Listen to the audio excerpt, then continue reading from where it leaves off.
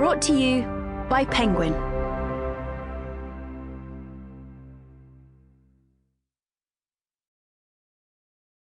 No and Other Love Stories. Written by Kirsty Logan. Read by Kirsty Logan. 4M. Because you are two, and your favourite word is no. Piglet. Mireille first caught sight of the man through the window of the butcher's shop. The various meats hanging there framed him perfectly, standing in his striped apron, wielding his cleaver. She had never desired anyone or anything as much. He was a beast without beauty, a frog enchanted ugly, a boar, bear, pig thing inexplicably wearing the clothes of a man. His hands were rough-cut wedges of ham, his arms beefsteak. All his features were too big. His nose was bulbous, his eyes bulged like a toad's, his lips were wide and pale like slugs. His visible skin was as red and broken as fresh crackling. His hidden skin, Mireille imagined, was as smooth and white as the fat layered beneath it. Mireille didn't know the man's real name, and later, when she found out, she didn't care.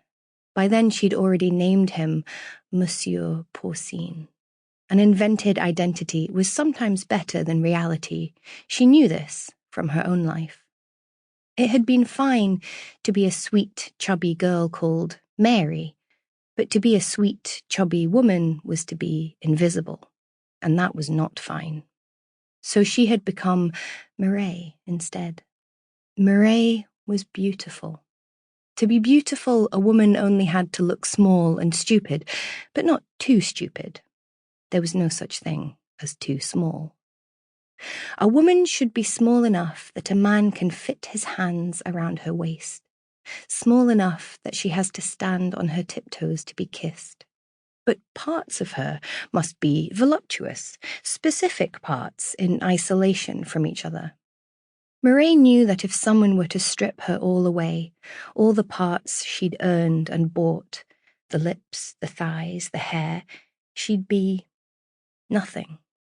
Not striking, not handsome, not even ugly, not remarkable in any way.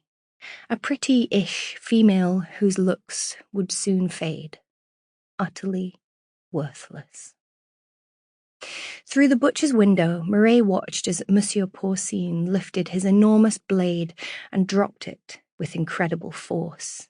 The cleaver hit the meat with a thud so huge it shuddered the glass of the window.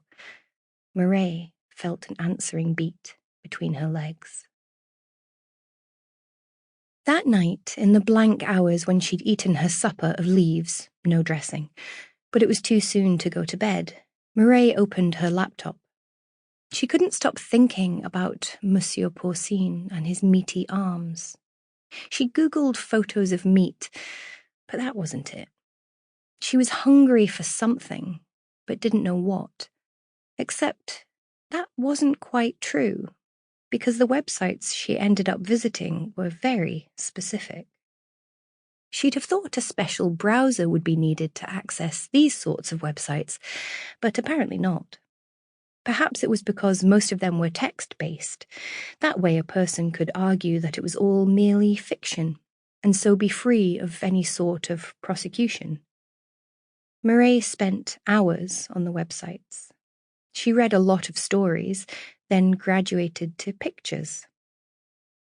Her favourites were the illustrations.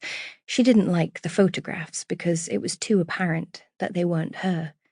And she enjoyed one illustration in particular, a woman in a huge cauldron, her ankles and wrists bound together with string, like a chicken ready for roasting. Presumably as a nod to seasoning, there were carrots, with the leafy tops still attached, looking very much like Mireille's own dinner, inserted into the woman's mouth and vagina.